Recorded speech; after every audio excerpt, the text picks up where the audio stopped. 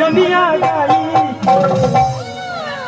हमारा army lover लगा दो बेटा, जाओ आर्मी लवर लगा दीजिए, लाइव मेरे काम कर दीजिए। हाँ एक रिकॉर्डिंग कर देते हैं। हमारे भाई की तरफ से देखी तो ए सुनील भैया, राजेश यादव जी। सुनील भैया जी जी जी हेलो के फरमाइश बा के रुमा एगो लोग जाई आओ जो भाई वाला मेरे त्यागना लोगन का चाहिए ओकरी बाद रिकॉर्डिंग कर। जी जी हाँ हमारा राजेश भैया के बहुत बहुत रुपया के पुरस्कार बा, इनाम बा, आशीर्वाद बा।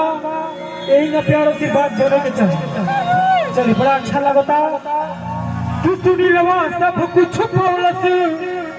अरे देवी भजनिया गाई के गजबी